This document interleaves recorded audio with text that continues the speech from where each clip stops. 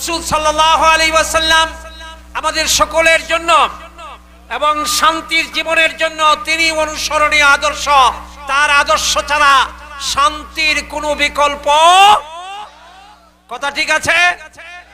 নবীজির আদর্শ ইবাদতে, বন্দেগীতে, মুআমালাতে, মুআশারাতে, চাল চলনের স্বভাবে, রীতিতে, নীতিতে, রাজনীতিতে, সমাজনীতিতে, একটা মানুষের জীবনে, মানব জীবনের প্রতিটা ক্ষেত্রে, প্রতিটা জায়গায়, প্রতিটা কর্মে নবীজির আদর্শই উত্তম কি আদর্শ। কথা ঠিক না? সব তো আলোচনা করা যাবে না। আমি শুধুমাত্র নবীজির স্বভাব চরিত্র এবং তার আচার আচরণ এই সম্পর্কে দুই একটি কথা বলবো, এবং সবগুলো কথাই সহিহ সনদের মাধ্যমে সহিহ বুখারী শরীফের মধ্যে সেগুলো উল্লেখ আছে। বন্ধুরা আমার, আপনারা জানেন বুখারী শরীফে 6882 নম্বর হাদিসে আসছে যে রাসূল সাল্লাল্লাহু আলাইহি সাল্লাম যখন ওহী পাইলেন, প্রথম ওহী পাওয়ার পরে আসলেন বাড়িতে, তখন তার স্ত্রী খাদিজাতুল কুবরা রাদিয়াল্লাহু তাআলা আনহা আম্মা জান তার কাছে এসে বললেন, লাকাদ খাশিতু আলা নাফসি।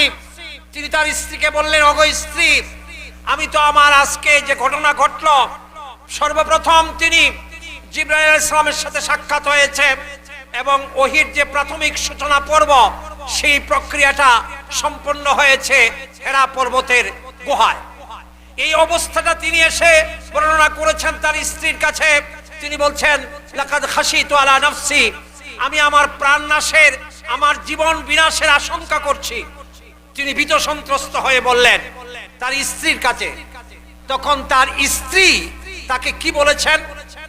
উলামায়ে কেরাম এখানে আছেন, বুখারী শরীফে পরিষ্কার আছে। তিনি বলছেন, কাল্লা, কখনো হতে পারে না, আপনাকে কখনো অপদস্থ, আপনাকে কখনো নাশ করবেন না, কখনো আপনি নাশ হবেন না, আপনি বিনাশ হবেন না, আপনি ধ্বংস হবেন না, আপনি অপদস্থ হবেন না।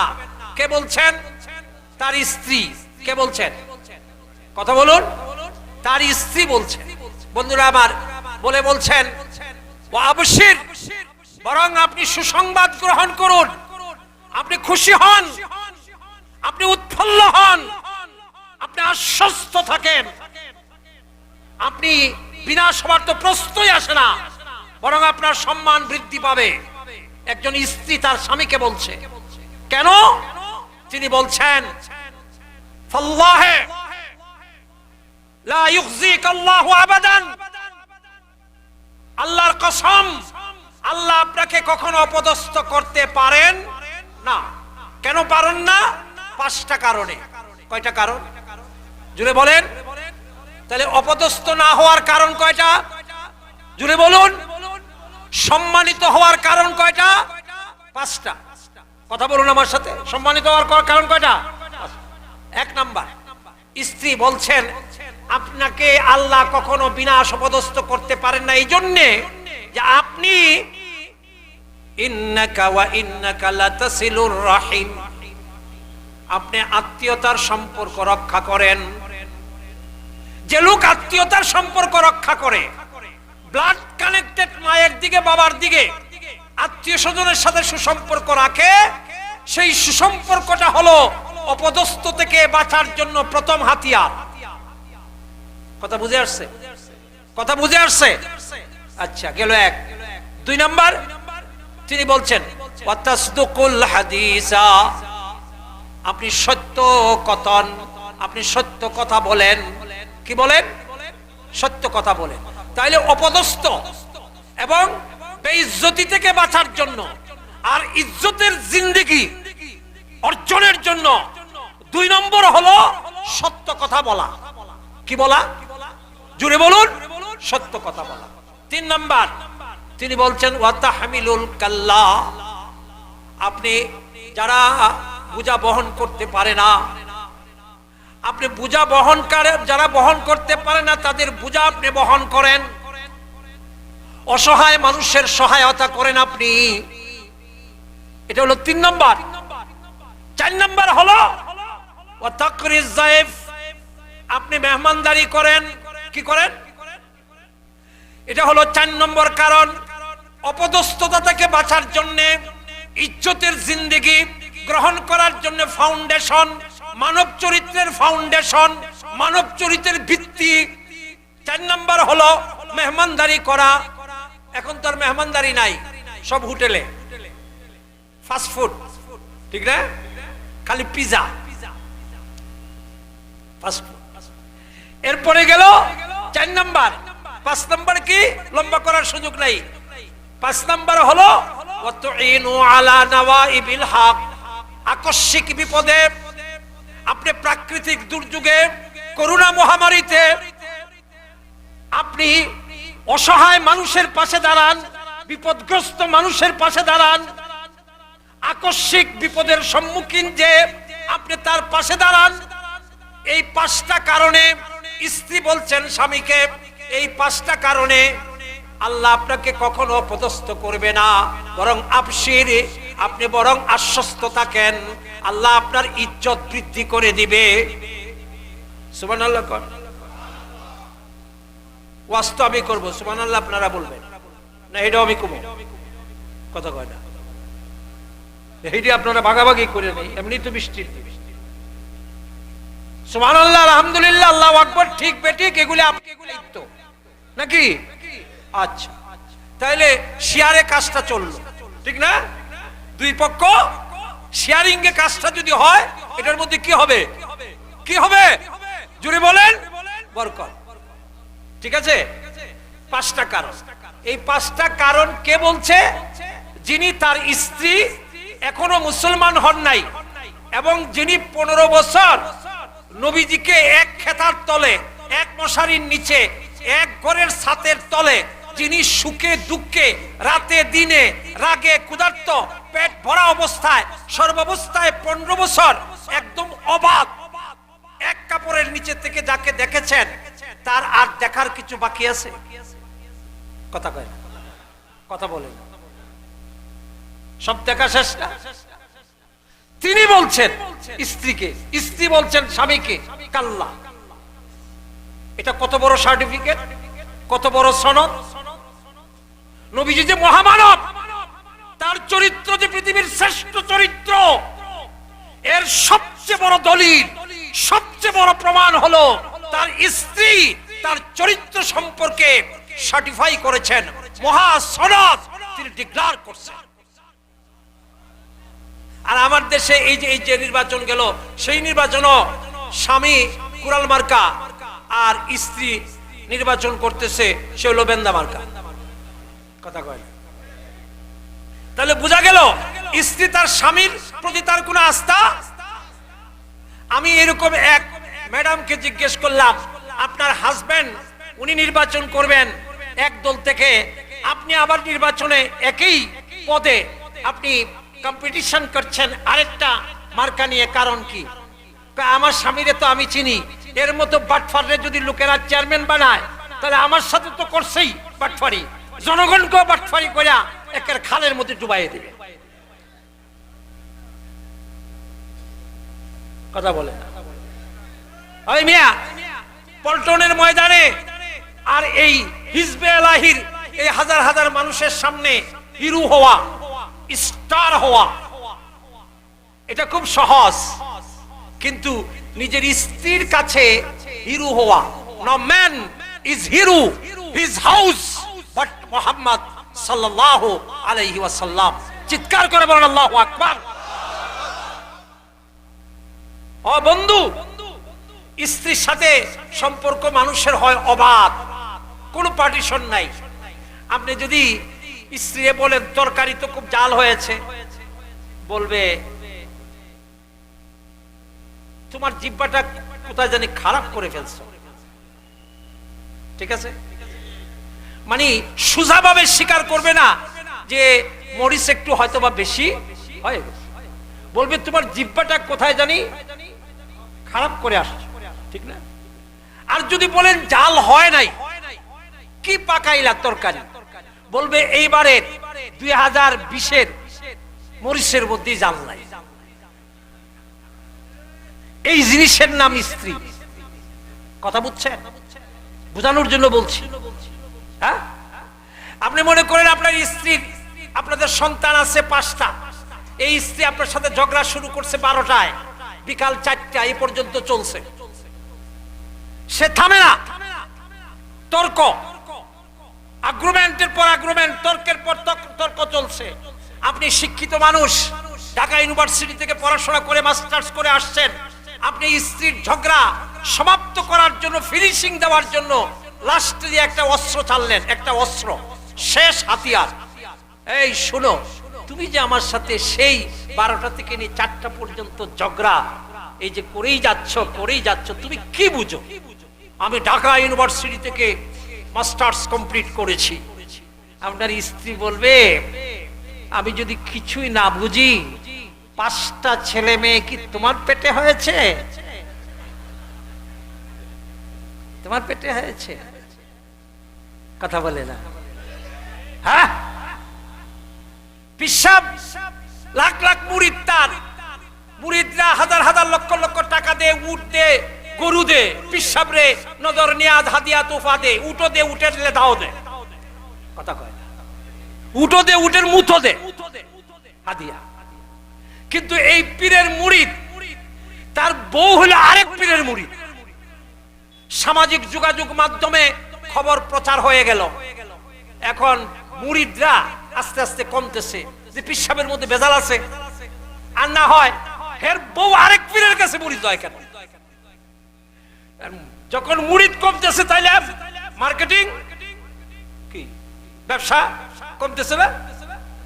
এখন খুব কষ্ট করে অনেক মুরাকাবা, মুজাহাদা, সাধনা, তপস্যা করে পিশাব তার স্ত্রীকে মুরিদ করার জন্য একটা কেরামতি বাইর করছে, একটা কেরামতি অর্জন করছে। কেরামতি কি? দুপুরবেলা তার বাড়ির উপর দিয়ে আকাশে উড়ে গেছে, বিমান ছাড়া, এমনি কোনো কিছু ছাড়া উড়ে গেছে। স্ত্রী তখন ঘরের বাড়ির উঠানে ধান শুকাচ্ছে, স্ত্রী দেখছে যে একজন পিশাব বুজুর্গ আল্লাহর ওলি আকাশে তিনি উড়া দিয়ে চলে গেছে। বিকালে তার স্বামী যখন আসছে পিশাব, তখন বলছে, তুমি কিসের পীর?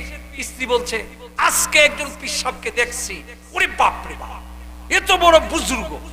দেখছো ভালো করে? হ্যাঁ। এই পিশাবের প্রতি তোমার আস্থা আসছে, বিশ্বাস আসছে? হ্যাঁ। বলে, এই পিশাবকে পাইলে কি তুমি মুরিদ হইবা? বলে, হ্যাঁ। এই পীর আমি তোমার স্বামী ছিলাম। কেউ এখন মুরিদ হওয়ার কথা না? কথা কইলেন।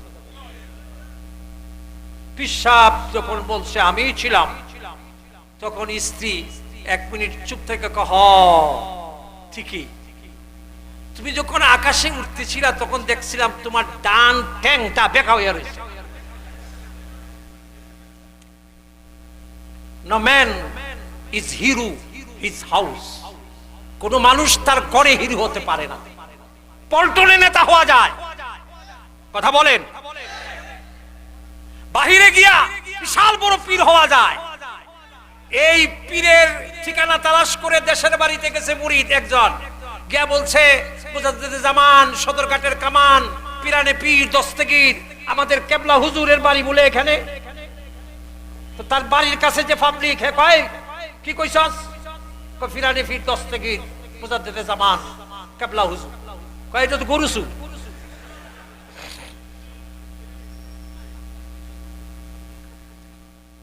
হযরতে খাদিজাতুল কুবরা রাদিয়াল্লাহু তাআলা আনহা, যিনি 15 বছর নবীজির সাথে ঘর সংসার করেছেন, তিনি সার্টিফিকেট দিচ্ছেন চরিত্র কাকে বলে।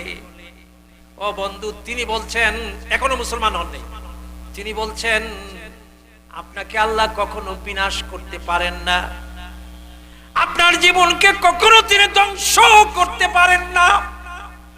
যেহেতু আপনার মধ্যে 5টা গুণ আছে, 5টা মহান চরিত্র আপনার মধ্যে আছে, এই 5টা মহান চরিত্র হলো সফলতার জন্য, পরিপূর্ণ মানবতার জন্য, এটা হলো ফাউন্ডেশন। সুবহানাল্লাহ। এর মধ্যে শুধু একটা গুণের কথা বলবো, তাসদুকুল হাদিস। স্ত্রী বলছেন 2 নাম্বার গুণটা বলছেন, 5টার মধ্যে 2 নাম্বার ছিল, যে আপনি কখনো মিথ্যা কথা বলেন না, কখনো কখনো। রাসূল সাল্লাল্লাহু আলাইহি সাল্লাম, বুখারীর ঘটনা, হযরত ইবনে আব্বাস রাদিয়াল্লাহু তাআলা আনহু বর্ণনাকারী, তিনি বলছেন যে যখন নবীজির উপরে আয়াত নাজিল হলো, কোরআনের আয়াত, ওয়া আনজির আশীরাতাকাল আকরাবিন, হে নবী আপনার আত্মীয় স্বজন যারা আছে তাদের থেকে দাওয়াত শুরু করেন, তাদেরকে আগে দাওয়াত দেন। সেই নির্দেশ পালনার্থে রাসূল আকরাম সাল্লাল্লাহু আলাইহি সাল্লাম সাফা পাহাড়ের উপরে উঠলেন। উঠে তিনি ডাক দিলেন, ইয়া সাবাহা, ইয়া সাবাহা, ইয়া সাবাহা। এই শব্দটা আরব দেশের সংস্কৃতি ছিল, আরব দেশের রীতি ছিল, ট্র্যাডিশন ছিল।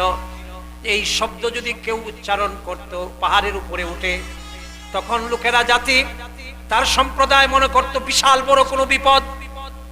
এই জন্য নবীজি সাফা পাহাড়ের উপরে উঠে যখন এই শব্দটা 3 বার উচ্চারণ করলেন, তার আত্মীয় স্বজন, তার গোষ্ঠী জ্ঞাতি সব লোকেরা, মক্কার বড় বড় সর্দার সব তার সামনে এসে উপস্থিত। রাসূল সাল্লাল্লাহু আলাইহি সাল্লাম পাহাড়ের উপরে দাঁড়িয়ে বললেন, তিনি কি বললেন, আরা আইতুম, তোমরা কি মনে করো, ইন আখবারতুম, আমি যদি তোমাদেরকে এই খবরটা দেই, আন্না খাইলান তাখরুজু মিন সাফহে হাযাল জাবাল আনতুম মুসাদ্দিকিয়া। বুখারীর riwayat, রাসূল সাল্লাল্লাহু আলাইহি সাল্লাম এদেরকে জমা করার পরে লোকেরা যখন বলল, কি বিপদ হয়েছে ভাতিজা, কি বিপদ হয়েছে যুবক মুহাম্মদ বলো, তখন তিনি বললেন, আমি যদি আপনাদেরকে বলি পাহাড়ের এই পাশে যেটা আপনারা দেখছেন না, এই আড়ালে বিশাল বড় শত্রুর একটা বাহিনী আছে, এরা আপনাদেরকে আক্রমণ করবে, আপনারা কি বিশ্বাস করবেন? আনতুম মুসাদ্দিকিয়া, আপনারা কি আমার উপরে আস্থা রাখবেন, বিশ্বাস রাখবেন? যারা এসেছে এরা সব কাফের, সব মুসলমান এবং সব মক্কার বড় বড় লিডার এবং নেতা। রাসূল যখন এই প্রশ্ন করেছেন, তারা কি উত্তর দিয়েছে? তারা বলেছে, মুহাম্মদ শোনো, সে বলছে, মা জাররাবনা আলাইকা কাযিবান, আমরা এই পর্যন্ত আমাদের অভিজ্ঞতায় এই পর্যন্ত তোমাকে কোনোদিন কোনো বিষয়ে আমরা তোমাকে পাই নাই, মিথ্যার সাথে তোমাকে আমরা সম্পৃক্ত পাই নাই, সুতরাং তুমি যে কথা বলছো এটা আমরা 100% বিশ্বাস করি। সুবহানাল্লাহ বলে, আরো জোরে কর। আর আপনার বাড়ির সামনে গিয়ে যদি বলেন, মুহাদ্দিস সাহেবের বাড়ি আইছি, কহ মুহাদ্দিস সাহেব ঠিক আছে, নামাজও পড়ে ঠিকই আছে, কিন্তু জবান ঠিক না, ইকুর জবান। ও বন্ধু, কোরআন খুলে দেখেন, প্রত্যেক নবীর নবুয়ত এসেছে সাদাকতের উপরে। কোরআন খুলে দেখুন, স্টাডি করুন, রিসার্চ করুন। প্রত্যেক নবীকে নবুয়ত দেওয়ার আগে তাদেরকে আগে সততার পরীক্ষা দিতে হচ্ছে। কিসের পরীক্ষা? সততার পরীক্ষায় আগে তারা উত্তীর্ণ হয়েছেন, এরপরে সাদাকতের উপরে আসছে নবুয়ত। কিসের উপরে? জোরে বলুন। সাদাকতের উপরে আসছে কি? নবুয়ত। বন্ধুরা আমার, যারা নায়েবে নবী হবেন, সেই নায়েবে নবীদেরকে কথাটা ভালো করে মনে রাখতে হবে। ও বন্ধু, রাসূলুল্লাহ সাল্লাল্লাহু আলাইহি ওয়াসাল্লামের শত্রু যারা, তারাও তাকে বলছে আলামিন।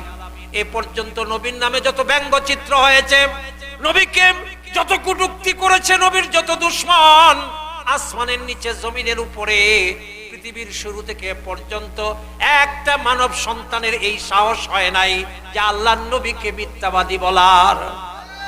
জুড়ে বলুন, ঠিক না বেঠিক? নবী মানছে না, রাসূল বিশ্বাস করছে না, কিন্তু মিথ্যাবাদী বলার সাহস কোন মানব সন্তানের হয়? সেই উম্মত 3 বারের হাজী, উরাইল্লা হাজী, চাউলের ব্যবসা করে, আল্লাহর কথা বলছেন না, 10 কেজির মধ্যে 250 গ্রাম কম। কয়শো গ্রাম?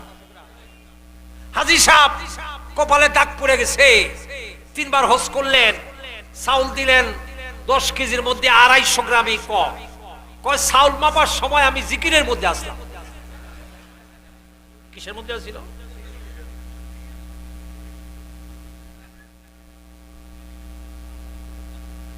বন্ধু ভালো করে মনে রাখবেন, মুহাম্মদের আরেকটা রিওয়ায়াত আসছে, আরেকটা ঘটনা আসছে বুখারী শরীফের রিওয়ায়াত। আল্লাহর নবী মুহাম্মদুর রাসূলুল্লাহ সাল্লাল্লাহু আলাইহি ওয়াসাল্লাম যখন মদিনায় চলে গেলেন, মদিনার লোকেরা, এদের মধ্যে বড় বড় সর্দার একজনের নাম ছিল সাদ ইবনে মুআজ। নাম কি? সাদ ইবনে মুআজ। ইসলামের আগেও জামানায়ে জাহিলিয়াতের জামানায়ও তিনি মক্কায় আসা যাওয়া করতেন। মক্কায় তার একজন বন্ধু ছিল, এই বন্ধুটা আবার ছিল ইসলামের 2 নম্বর দুশমন। 1 নম্বর দুশমনটা আপনাদের জন্য রাখলাম, নাম কোন? জুরে কোন? আরো জুরে? জোর হলো না, আরো জুরে। 2 নম্বর দুশমন উমাইয়া ইবনে খালফ। এই উমাইয়া ইবনে খালফের সাথে জাহিলিয়াতের জামানাত থেকেই বন্ধুত্ব ছিল। মদিনার সর্দার, নবীজির গুরুত্বপূর্ণ একজন সাহাবী সাদ ইবনে মুআজ যখনই মক্কায় আসতেন, উমাইয়া ইবনে খালফের বাড়িতে উনি থাকতেন।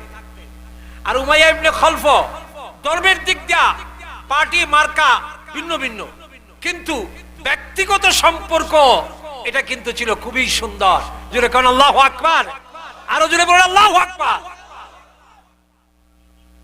তো তিনি নবী যখন মদিনায় গেলেন, এরই মধ্যে একদিন উমরা করার জন্য মনটায় খুব চাচ্ছে যে আমি উমরা করব। সাদ ইবনে মুআজ আসলেন মক্কায় এসে তার বন্ধু ইসলামের 2 নম্বর দুশমন উমাইয়া ইবনে খালফের বাড়িতে উঠলেন। তো তার বন্ধু জিজ্ঞেস করছে উমাইয়া ইবনে খালফ কি করছে জানেন? হযরত বেলালকে ইতিহাসের বর্বরতম যে নিষ্ঠুর নির্যাতন করেছে, সেই নিষ্ঠুর নির্যাতনের নায়ক হলো সেই উমাইয়া ইবনে খালফ। সেই উমাইয়া ইবনে খালফের ব্যক্তিগত সম্পর্কের কারণে তিনি এসে মেহমান হয়েছেন সাদ ইবনে মুআজ রাদিয়াল্লাহু তাআলা। তো বলছে উমাইয়া ইবনে খালফ বলছে, বন্ধু তুমি কিসের জন্য এসেছো? বলে আমার একটু উমরা করার জন্য এসেছি, তওয়াফ করার। তওয়াফ করার জন্য এসেছো, এটা তো বিপদ। আমাদের লোকেরা যদি দেখে যে তোমরা আমাদের দুশমন যারা মৌলবাদী, যারা জঙ্গি, যাদেরকে আমরা এখান থেকে তাড়াইছি, এদেরকে তোমরা ওখানে মাদ্রাসা করে দিছো, কথা কয় না? মদিনায় তোমরা মাদ্রাসা করে দিছো, ঠিক না? এই কথা কন, মাদ্রাসা করে দিছো, ওখানে বোর্ডিং করে দিছো, লিল্লা বোর্ডিং করছো, এখানে মদবক খুলছো, লঙ্গরখানা খুলছো, চাউল দাও, ডাইল দাও, এদেরকে লজিং দিছো, এই সব করছো। আমরা যাদেরকে তাড়াইয়া দিছি, যারা আমাদের দুশমন মুহাম্মদ আর মুসলমানদেরকে, আর তাদের মধ্যে একজন নেতা তুমি সাদ ইবনে মুআজ, তুমি আইছো তওয়াফ করতে, এটা তো বিপদ। আমার লাগেও বিপদ, তোমার লাগে তো বিপদ আছেই। তো একটা কাজ করো, তুমি যখন নিয়ত করে আইছো তওয়াফ করতে, সকালে বিকালে গেলে সম্ভব না, কারণ ওই সময় কাবা শরীফের চতুর্দিকে মানুষের ভিড় থাকে বেশি। মানুষের দেখলে তোমার আনাম রাখবো না। দুপুরে গরম থাকে, ওই সময় মানুষ থাকে না। দুপুরে তোমারে নিয়ে যাবো না আমি, তুমি গিয়া উমরা করে ফেলো তওয়াফ করে। হযরতে সাদ ইবনে মুআজ তার কথাটা মানলেন, দুপুরবেলা গেলেন, ঠিকই খালি ফাঁকা। তার বন্ধু উমাইয়া ইবনে খালফ সাথে আছে, দূরে দাঁড়ায় আছে। আর সাদ ইবনে মুআজ তিনি তওয়াফ করতেছেন, 2 চক্কর হয়ে গেছে।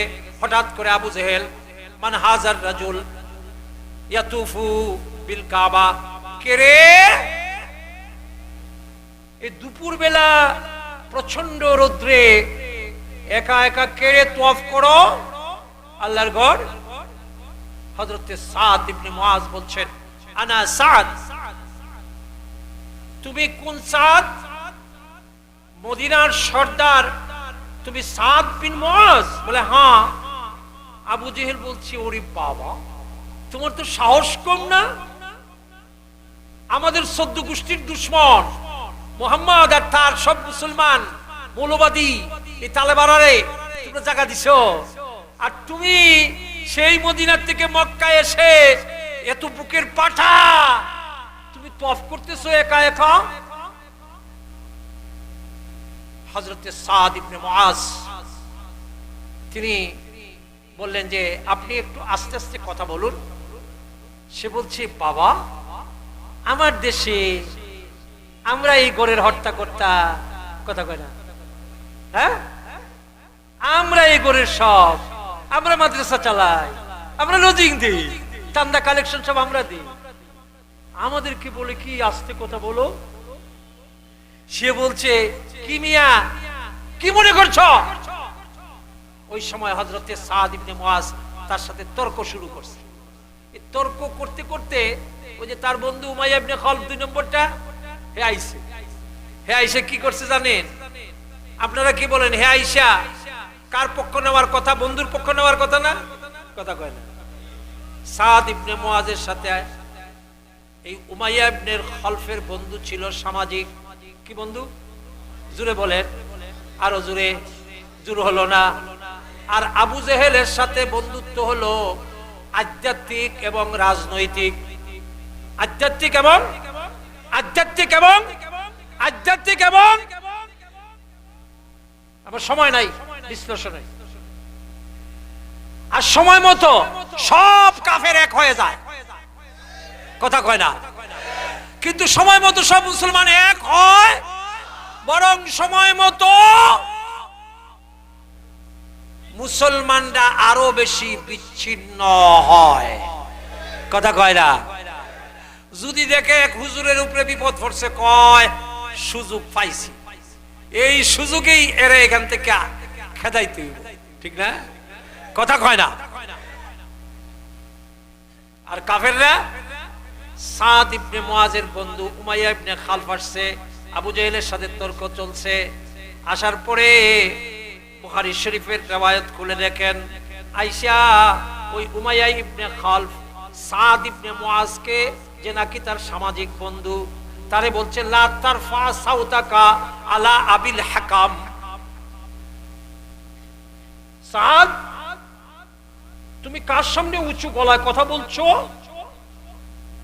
তুমি আবু জেহেল সাহেব, আমাদের আবুল হাকাম সাহেব, ওনার সামনে তুমি উঁচু গলায় কথা বলছো কেন? তুমি কথা আস্তে বলো। তুমি জানো ফাইন্নাহু সাইয়্যিদু আহলিল ওয়াদ, তিনি আমাদের এই অঞ্চলের কি সবচেয়ে বড় লিডার। হযরতে সাদ ইবনে মুআজ আশ্চর্য হয়ে গেলেন, এই বুঝি বন্ধুত্ব, এই বুঝি। হযরতে সাদ ইবনে মুআজ বললেন দানা আনকা, বন্ধু তুমি আবু জেহেলের পক্ষ নিলা, এই কুফুরের সর্দারের পক্ষ নিয়েছ। তুমি জানো এর পক্ষপাতিত্বের পরিণাম কি? তুমি জানো? আমি সাদ ইবনে মুআজ শুনেছি ইন্নী সামি'তু মুহাম্মাদান সাল্লাল্লাহু আলাইহি ওয়াসাল্লাম ইয়াজউমু আন্নাহু কাতিলুকা। আমি মুহাম্মদ সাল্লাল্লাহু আলাইহি ওয়াসাল্লামকে মদিনায় বলতে শুনেছি যে তিনি তোমাকে হত্যা করবেন। এই কথা শোনার পরে এই উমাইয়া ইবনে খালফ পুরা চেহারাটা ফ্যাকাশে হয়ে গেছে। ওয়াইয়া মুহাম্মদ সাল্লাল্লাহু আলাইহি ওয়াসাল্লামকে আমাকে হত্যা করার কথা বলছে, বলে হ্যাঁ। এই কথা শোনার পরে এই উমাইয়া ইবনে খালফ সে বলতেছে মা ইয়াকযিবু ওয়াল্লাহি মা ইয়াকযিবু মুহাম্মাদান ইজা হাদাসা, খোদার কসম মুহাম্মদ যখনই কোনো কথা বলে মিথ্যা বলে। সুতরাং আমাকে যে হত্যা করবে, আমার এই মৃত্যু আমি বিশ্বাস করলাম 100 ভাগেই আমার মৃত্যু তার হাতে হবে। এই জন্য বদরের যুদ্ধে এই উমাইয়া ইবনে খালফ যাইতে চায় নাই। আবু জেহেল সব লিডারদেরকে বের করে নিয়ে গেছে, কিন্তু তাকায়া দেখে 2 নম্বর সেক্টরের কমান্ডার উমাইয়া ইবনে খালফ নাই। বাড়িতে গেছে, কাটাকাটাকি করছে, তার বউরে বলছে উম্মে সাফওয়ান আমার বন্ধু এই উমাইয়া ইবনে খালফ কোথায়? তার মাথাটা একটু ব্যথা করে। মাথাটা আবু জেহেল কয় এখন মাথা ব্যথার টাই। হ্যাঁ, সমস্ত কর্মী বাহিনী নামছে মাঠে, আমরা এখন রওনা দিব বদরে। আর তোমার স্বামী উমাইয়া ইবনে খালফ সে একজন লিডার, লজ্জা করে না? একটা গরম বক্তৃতা দিছে। গরম বক্তৃতা দেওয়ার পরে উমাইয়া ইবনে খালফ একটু হিট হয়েছে। হিট হওয়ার পরে বউরে কয় দাও ব্যাগ ট্যাগ রেডি করে দাও। বউ কয় তুমি তোমার এই যে তোমার ইয়াসরিবের বন্ধু সাদ ইবনে মুআজ যে বলছিল মুহাম্মদ সাল্লাল্লাহু আলাইহি ওয়াসাল্লামের হাতে তোমার মৃত্যু হবে, এটা কি তুমি ভুলে গেছো? এটা যখন বলছে আবার শুরু করছে। আবু জেহেল কয় মে বাইলো না কেন তাড়াতাড়ি? এখন আর কথা কয়। অনেক চেষ্টা করে বাইর না হয়ে উপায় নাই, বাইর হইছে। কিন্তু একটা গুড়া আলাদা নিছে, যেটা খুব ক্ষিপ্র গতি সম্পন্ন আর খুব স্বাস্থ্যবান একটা গুড়া নিছে। একটার উপরে তো সে সোয়ার হইছে, একটা আলাদা রিজার্ভ নিছে। আর বউরে কইছে আবু জেহেলের ঠেলায় না গিয়াও কোনো উপায় পরিস্থিতির শিকার, আমি আরেকটা গুড়া নিতেছি রিজার্ভ, পিছে পিছে থাকবো, যখনই সুযোগ পাবো তখনই বীর বাহাদুরের মতো পলায়া আসিব। কথা বুঝেন নাই? তো বউ ফুটু দিয়া দিছে, দোয়া কালাম পড়া ফুটু দিয়া দিছে, যাও। কথা বুঝেন নাই? শুধু এনা, রাসূল সাল্লাল্লাহু আলাইহি ওয়াসাল্লাম মদিনার জীবনে বদরের যুদ্ধের আগে প্রত্যেকটা বড় বড় কাফেরের মৃত্যু কোথায় হবে, কিভাবে হবে, কবর কোথায় হবে, সব কিতাবুল মাগাজি বুখারী শরীফ খুলে দেখেন, সব রাসূল বলেছেন। আর কাফেররা বদরের যুদ্ধে যখন যাচ্ছে মনে হয় যেন আকাশের চাঁদ তারা আকাশ থেকে আনার জন্য রওনা হচ্ছে। খুশিতে জৌলুসে ব্যান্ড পার্টি গান বাজনা শক্তি সামর্থ্য মিছিলের পর মিছিল দিয়ে যাচ্ছে। আল্লাহ রাব্বুল আলামিন তার কুদরতি হাসি হাসেন যে তোরা বিজয় ছিনিয়ে আনার জন্য যাচ্ছিস না, আসলে তো তোরা যাইতেছিস মৃত্যুর দিকে। কোন দিকে? কোন দিকে? জোরে কন, আরো জোরে। মৃত্যু থেকে বাঁচার কোন উপায় আছে? মাস্ক লাগাইলে বাঁচা যায়। কথা কয় না। ওই মিয়া 3-4জন এক মোটর সাইকেলে উঠা জুমার নামাজ আইছে। 4জন এক মোটর সাইকেলে উঠে। এই 4জন যে এক মোটর সাইকেলে উঠছে, মাঝখানে কোনো ফাঁক ছিল? সামাজিক দূরত্ব ছিল? মসজিদে আইছেই ভাই হুজুর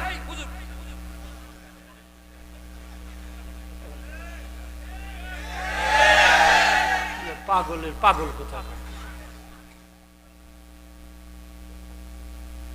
এক বৃদ্ধা মহিলা, সে করোনায় আক্রান্ত, বয়স 70, তার একটা মেয়ে, সেই মেয়েটা জব করে, চাকরি করে, এই মেয়ে ছাড়া কেউ নাই। তো করোনার চিকিৎসা চলছে, 15 দিন হয়েছে চিকিৎসা। এই মেয়েটা তার মার সাথে, এই করোনা রোগী তার মার সাথে সেবা দিয়েছে, শুশ্রূষা করেছে, মার সাথে একসাথে হাসপাতালে বেডে শুইছে। 15 দিন পরে এই করোনা আক্রান্ত বৃদ্ধা মহিলা মারা গেছে। মারা যাওয়ার পরে ডাক্তারদের মাথা খারাপ যে এই মেয়ের তো করোনা, এই মেয়ের তো করোনার আরত হয়ে গেছে। খালি করোনা না, করোনার গোডাউন হয়ে গেছে, ঠিক না? হেরে পরীক্ষা করছে একবার, করোনা কয় নাই, পয়সাব নাই। আমি আবার মেশিন লাগাইছে, সব মেশিন লাগাই আবার পরীক্ষা করছে, কয় যে করোনার সাথে গলাগলি করে 15 দিন ঘুমাইছে, এটা করোনা না হইয়া পারে না। প্রথমবারের পরীক্ষা এটা ফাউল হয়েছে। দ্বিতীয়বার লাগাইছে, করোনা কয় পয়সাব নাই, আমি নাই। তৃতীয়বার করছে, এগুলি বুখারী শরীফের ওয়াজ না, পত্রিকা শরীফের ওয়াজ।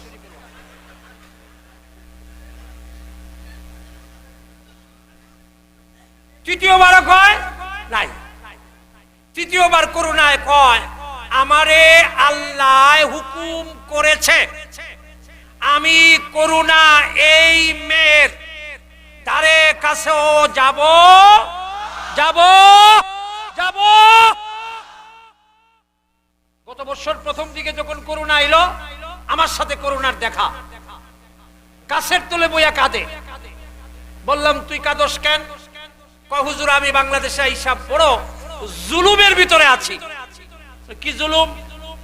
কয় স্বামী স্ত্রী ঝগড়া করছে, মারামারি করছে, এরা ইনজুরি হয়েছে, মাথা ফাটছে, হাত কাটছে, এদেরকে নিয়ে আত্মীয় স্বজন হাসপাতালে গেছে, ডাক্তার কয় করোনা। এটি রাখা যাবে? আমারে করোনা কয় আপনার কাছে বিচার দিলাম। এরা স্বামী স্ত্রী লাড়ালাড়ি করলো, মারামারি করলো, আমি করোনা লাইনে হামদাই। তারপর কয় বাস অ্যাক্সিডেন্ট করে মাথা ফাটছে, রাস্তার লোকেরা হেরে লইয়া গেছে হাসপাতালে। হাসপাতালের ডাক্তাররা কয় এটা করোনা। আমি বললাম এই বেইনসাফের দেশে তুই থাকস কেন, যাস না কেন? কয় আমার একটা টার্গেট আছে। আমি কই টার্গেট মতো কাম কইরা আলা? কয় ভাব মতো পাইতাছি না। আমি খালি হাঁটা শুরু করলে আরেক দিকে কেটে জায়গা। আমি কই এটা কতদিন লাগবে? মনে হয় কিছু সময় লাগবে। তাহলে আমি কি করব? ওই টার্গেট পর্যন্ত আমি যাতে সহি সালামতে এখানে থাকতে পারি, এই জন্য আমার একটু দোয়া কালাম পরে একটু জাল ফুক দিয়ে দেয়। কথা বুঝেন নেই? ওই মিয়া, রোহিঙ্গা ক্যাম্পে যান, যান রোহিঙ্গা ক্যাম্পে, যান ঢাকার বস্তিতে কে দেখেন 5-7 জায়গার মধ্যে এরা 8 জন লোক থাকে, 5-7 জায়গার মধ্যে। এদের করোনা হাতে পায়ে মুজায় এমন ভাবে লাগাইছে, আরে মিয়া মনে হয় এটা বললু। কথা কয় না। এরপরে তিনি করোনায় ইন্তেকাল ফরমাইয়াছেন।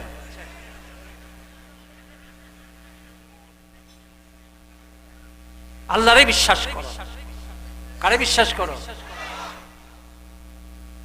ও বন্ধু, আমি পরিষ্কার করে বলছি, আল্লাহর নবী মুহাম্মদুর রাসূলুল্লাহ সাল্লাল্লাহু আলাইহি সাল্লামের তার চরিত্রের, মহান চরিত্রের সবচেয়ে বড় গুণ ছিল সততা।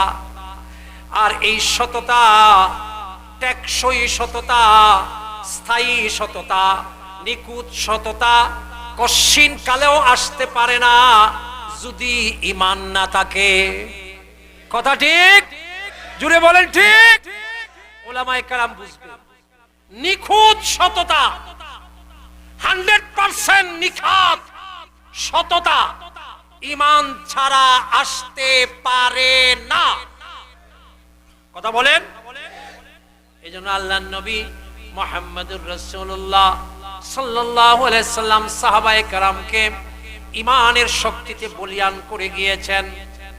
সততা এবং চরিত্রের মূল ভিত্তি হলো হযরতে মুগীরা ইবনে শুবা, হযরতে রিবিয়া ইবনে আমির রাদিয়াল্লাহু তাআলা আনহুমা, খলিফাতুল মুসলিমিন হযরত উমর রাদিয়াল্লাহু তাআলা আনহুর জামানায় এরা দুইজনকে পাঠানো হয়েছে পারস্যে। পারস্য সম্রাটের প্রধান সেনাপতি হলো রুস্তম। নাম কি? বাপ রে বাপ! এখনো রুস্তমের নাম হুললে কলজা কাঁপে, ঠিক না? যে বেশি গুন্ডামি দেখায় ঢাকা কয় বেটা রুস্তমগিরি দেখাও, কথা কয় না।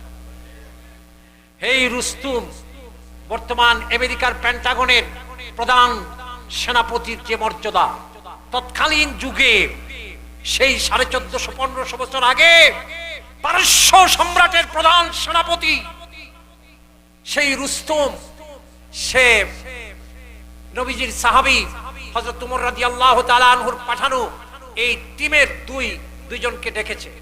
ডেকে বলছে আপনারা কি জন্য এসেছেন বলেন, আমাদের দেশে আপনারা কি জন্য এসেছেন? তো তারা বলছেন আমরা এসেছি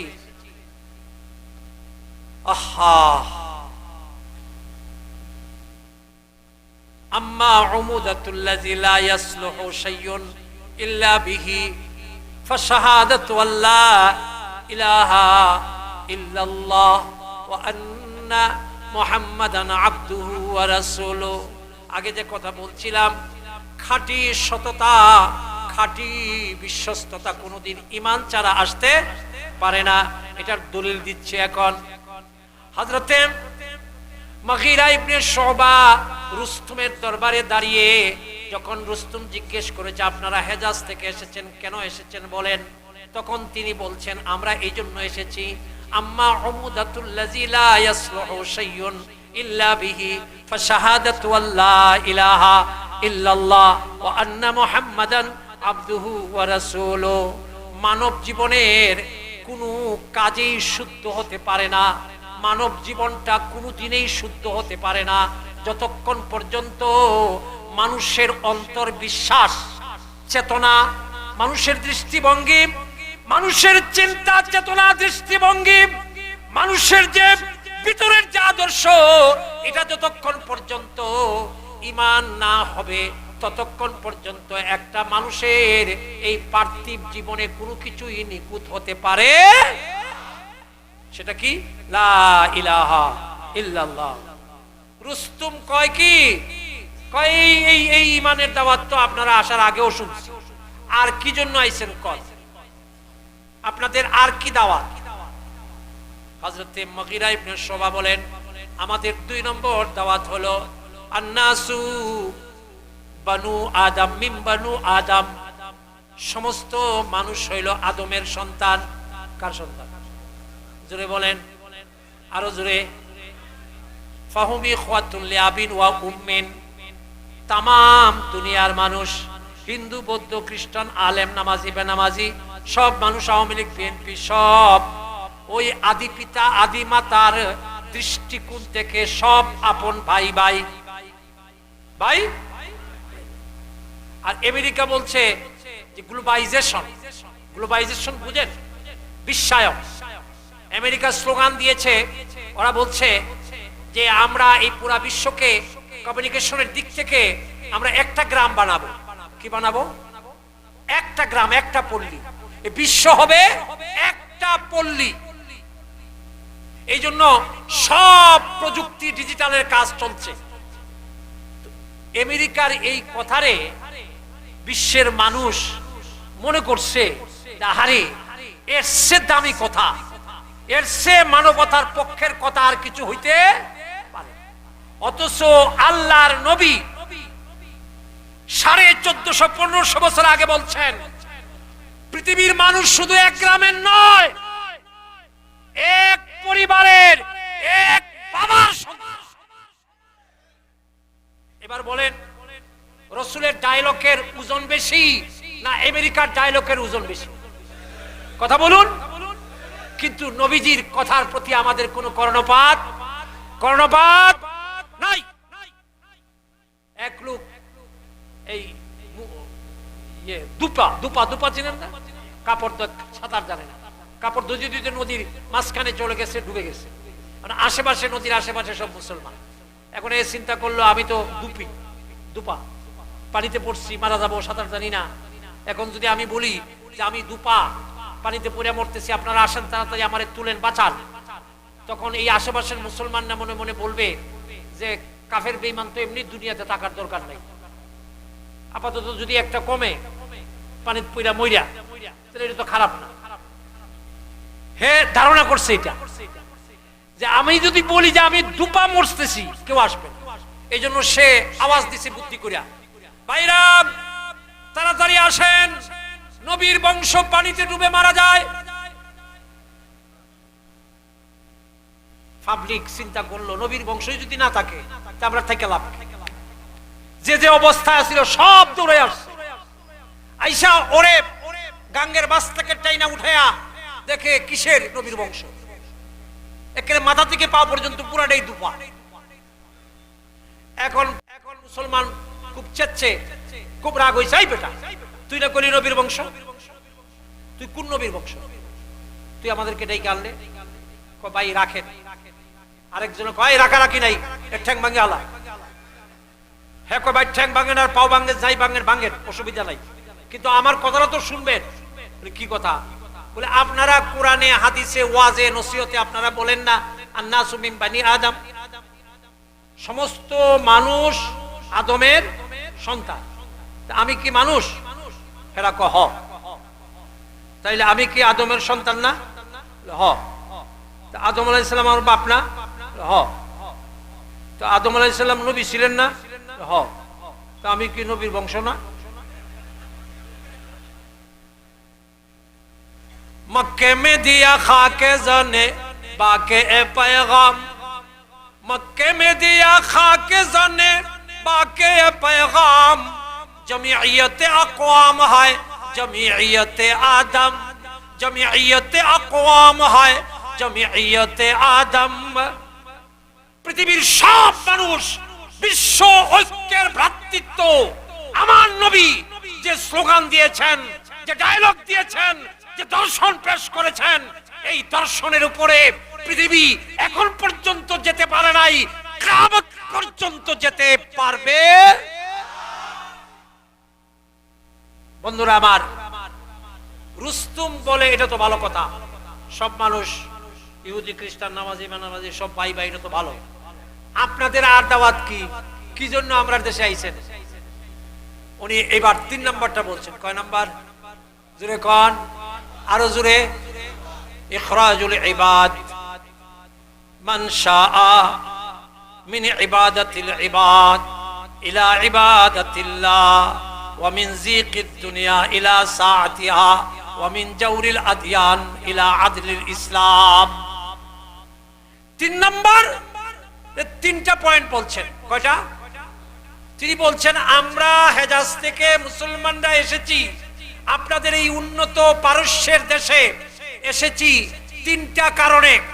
3 নাম্বার বক্তব্যের মধ্যে বলছেন, 1 নাম্বার হলো সমস্ত মানুষকে মানুষের গোলামি থেকে মুক্ত করে একমাত্র কেবলমাত্র শুধুমাত্র এক আল্লাহর গোলামিতে যুক্ত করা। আল্লাহু আকবার বলে। যতক্ষণ পর্যন্ত মানুষকে মানুষের গোলামি থেকে মুক্ত না করা হবে, ততক্ষণ পর্যন্ত মানুষ প্রকৃত স্বাধীনতার স্বাদ পেতে পারে।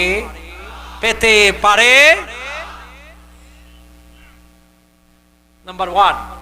3 নাম্বার বক্তব্যে 3টা পয়েন্ট।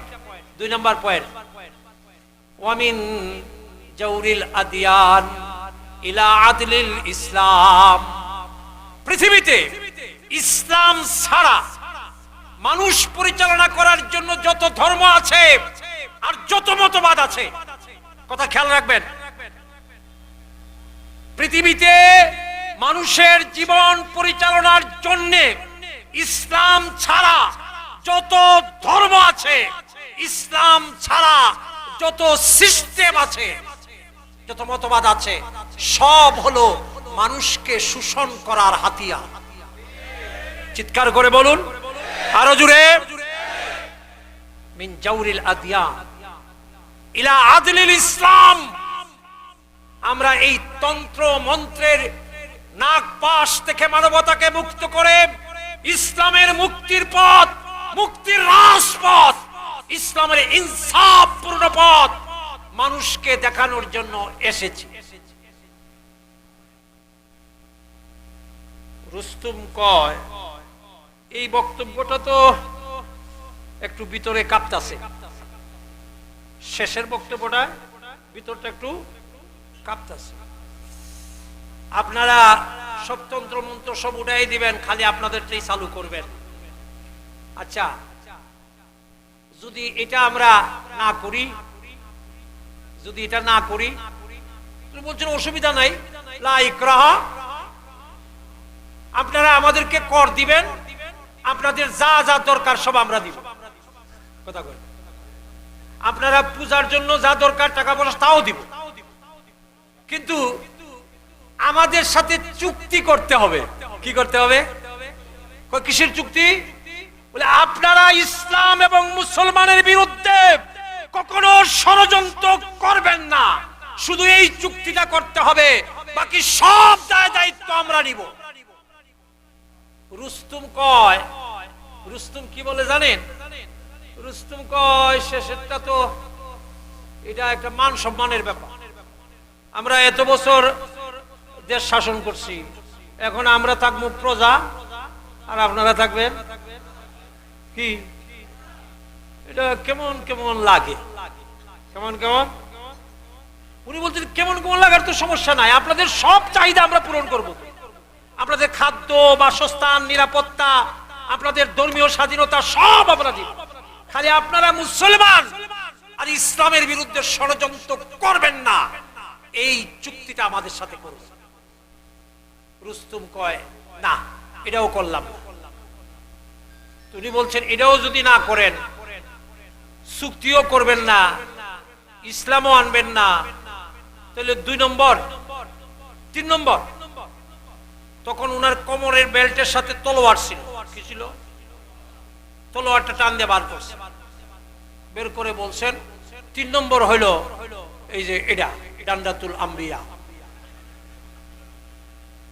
আল্লাহু আকবার কর, আরো জোরে কর, আরো জোরে বলেন।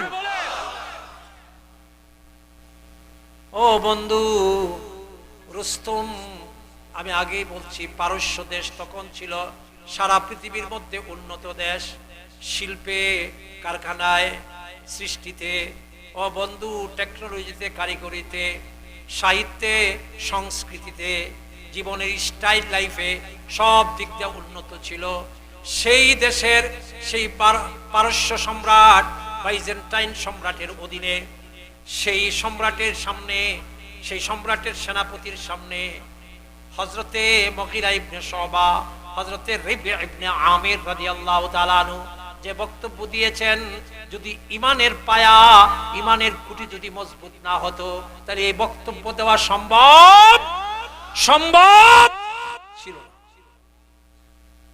এই জন্য বলছি মুহাম্মদুর রাসূলুল্লাহ সাল্লাল্লাহু আলাইহি সাল্লামের চরিত্রের মূল ভিত্তিটা হলো, নাম হলো ঈমান। মূল ভিত্তি কি? জোরে বলেন। এটা গেল সততার কথা বললাম।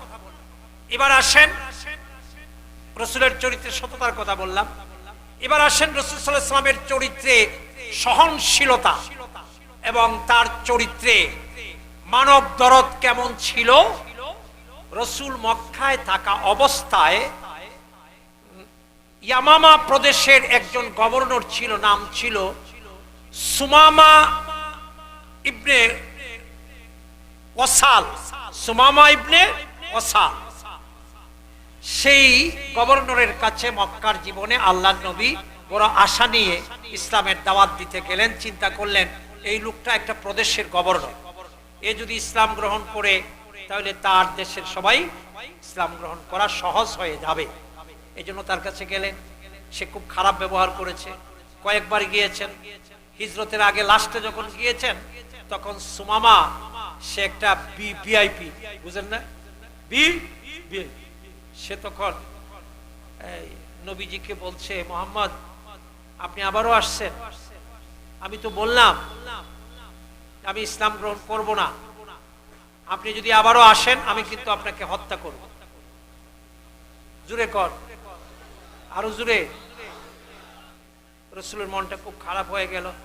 চলে আসলেন মদিনায়। 5 বছর, কয় বছর? 5 বছরে মদিনায় ইসলাম মজবুত হয়েছে, মুসলমানরা শক্তিশালী হয়েছে। রাসূল সাল্লাল্লাহু আলাইহি সাল্লাম তখন মদিনাতে রাত্রে পেট্রোল ডিউটি, পেট্রোল ডিউটি বুঝেন? বুঝেন? রাত্রে পুলিশ পাহারা দেয় না হাইওয়ে রোডে। রাসূল সাল্লাল্লাহু আলাইহি সাল্লাম মদিনার নগর রাষ্ট্রের নিরাপত্তা এবং মুসলমানদের নিরাপত্তার জন্য রাতের বেলা সাহাবায়ে কেরামকে টিম টিম করে দিতেন, গ্রুপ গ্রুপ করে তারা পাহারা দিতেন রাতে। এক রাত্রে সাহাবীদেরকে পাঠাইলেন সেই নজদ এলাকা। কোন এলাকায়? নজদের বর্ডারে। নজদের বর্ডারে গিয়ে রাত্রে ওই সুমামা, ওই ইয়ামামা প্রদেশের গভর্নর সুমামাকে দেখলেন, তার আচার আচরণ কিনা সঙ্গত না, ভদ্র না। মদ খাইয়া মানুষে যেরকম করে এরকম উল্টাপাল্টা কথা বলতেছে। তারা মনে করলেন যে এ তো জনগণের নিরাপত্তার জন্য হুমকি। কি বলে? রাতে যদি এই বিয়ানীবাজার টাউনে, খোদা না করুক, যদি কোনো লোক মানে নেশা করে যদি উল্টাপাল্টা করে তাহলে পুলিশ কি তাদের দূরে চুমা দিব? চুমা দিব না। এখন তারা চিন্তা করলেন যে এত জননিরাপত্তার জন্য হুমকি, আর আমাদেরকে রাসূল পাঠিয়েছেন নিরাপত্তা নিশ্চিত করার জন্য, এই জন্য তাকে ধরে নিয়ে আসবে। তারা জানেন না সে যে গভর্নর। ধরে এনে মদিনার মসজিদের খুঁটির সাথে বেঁধে রাখলেন। নবীজি ফজরের নামাজে গেলেন, নামাজ পড়ে দেখলেন এক লোক খুঁটির সাথে বাঁধা। কাছে গিয়ে দেখলেন হায় হায়, সে তো ইয়ামামা প্রদেশের গভর্নর সুমামা, ভিআইপি পারসন। রাসূল বললেন, তুমি সুমামা না? সে বলছে হ্যাঁ। তুমি এখানে? আপনার লোকেরা আমাকে ধরে নিয়ে আসছে। রাসূল ডাকলেন, এই কারা গিয়েছিলা তোমরা নজদ সীমান্তে রাতে? বলে আমরা গিয়েছি। তোমরা কারে ধরে নিয়ে আসছো তোমাদের জানা আছে? সে তো ভিআইপি, একটা গভর্নর প্রদেশের। সাহাবীরা কয়, হুজুর এটা ভিআইপি না কাঁচামরিচ, এইটা তো আমরা দেখার দরকার নাই। এই বিন আল্লাহু আকবার কোন, জোরে কোন। আমাদেরকে নবী যে দায়িত্ব দিয়েছেন সেই দায়িত্ব পালন করতে গিয়ে যারে প্রয়োজন মনে করছি তারই ধরছি। সে ভিআইপি না সিআইপি, সে কি এটা আমাদের দেখার দরকার। চিৎকার করে বলেন আল্লাহু আকবার।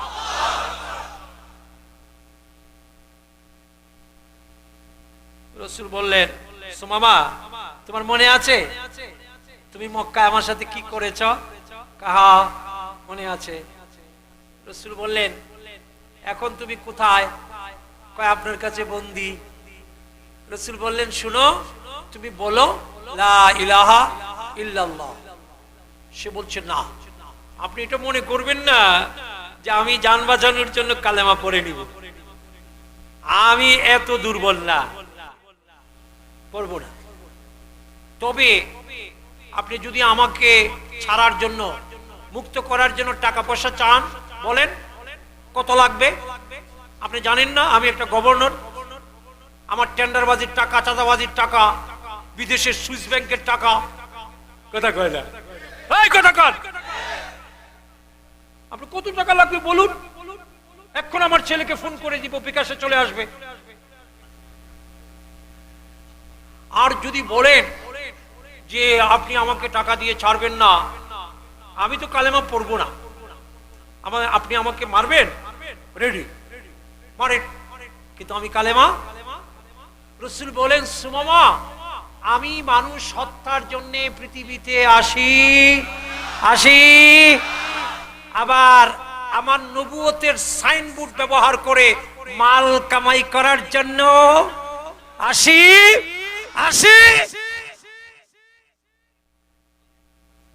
আমি এসেছি, আমার সাথে পড়ুন, ওয়ামা আরসালনাকা ইল্লা রাহমাতাল লিল আলামিন। তামাম পৃথিবীর সকল বিশ্বজগতের সকল সৃষ্টি জগতের সকলের জন্য আমি মানব দরদী হয়ে, আমি রহমতের দয়া মায়ার মূর্ত প্রতীক হয়ে আমি পৃথিবীতে এসেছি। মালও কামাই করব না, হত্যাও করব না। তাইলে আমি তো কালেমা পড়ব না, কি করব? রাসূল বললেন, তুমি 3 দিন আমার এই মদিনার মসজিদে, এটা আমার জেল, এই জেলে তুমি বন্দী থাকো। তবে তুমি ভিআইপি, তোমারে গরু সুরের মতো রাখবো না। ভিআইপির একটা জেল কোড আছে, আলোচনা একদিকে করলে আরেকদিকে যায়। তো রাসূল বলছেন, যেহেতু তুমি ভিআইপি, এই জন্য 3 দিন থাকবা। 3 দিন কেন থাকবা? 3 দিন তুমি নিজের চোখ দিয়ে ইসলাম দেখবা। সুবহানাল্লাহ কোন, আরো জোরে। তাহলে রাসূলের জেল ছিল সংশোধন করার জায়গা। কি কথা কয় না, জোরে কোন, জোরে কোন। রাসূলের জেল ছিল সুমামার মতো সন্ত্রাসীকে সংশোধন করার প্রশিক্ষণ স্থান ছিল নবীজির জেল। কথা বলেন। আর আমাদের দেশের জেল খালি ফিটা খাও, আর টাকা দিলে গাঞ্জা খাও।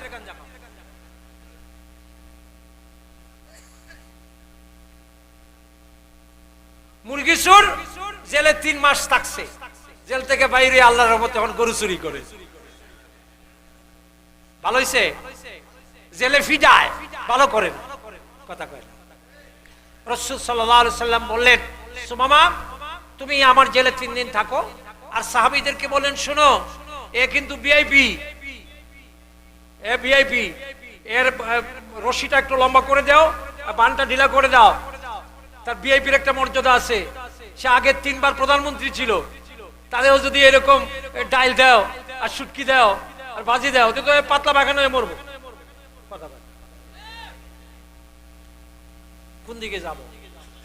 এখন রাসূল বললেন এর বানটা লম্বা করে দাও আর ওরে ভালো খাবার দিবা। আমরা যে এই যে বড় বড় আটা খাই, কোন রকম পানি দিয়ে খাইয়ে ফেলাই, এটি দিলে হইব না, তো পাতলা বাগানো হয়ে মরে যাবো গা।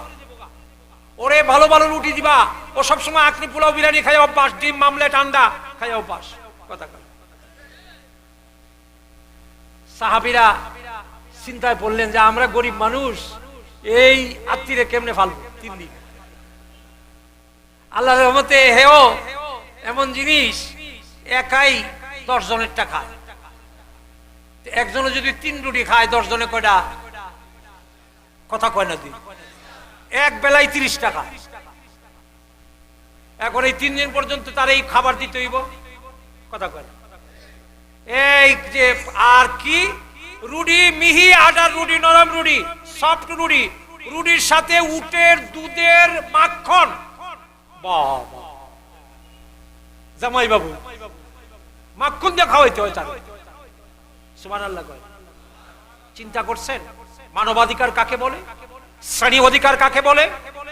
একজন সম্মানী মানুষের তার যে রাইট আছে, তার যে হুকুক আছে, সেই হুকুক, সেই অধিকার জেলের ভিতরে রক্ষা করার জন্য ইসলাম আমাদেরকে আদর্শ দিয়েছে।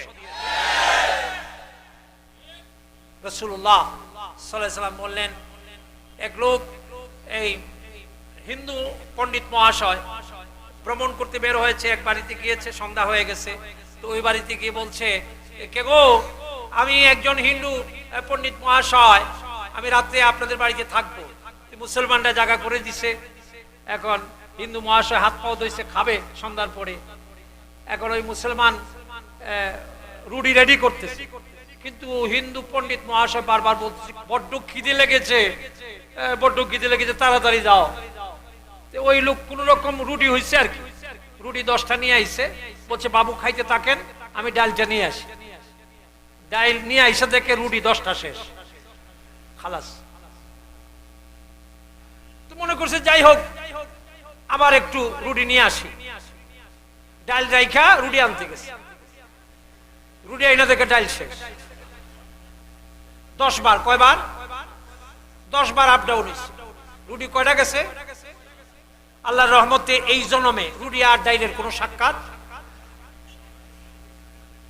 সকালবেলা মেজবান জিজ্ঞেস করেছে যে, পণ্ডিত মহাশয় আপনি কোথায় যাবেন? বের হয়েছেন ভ্রমণে।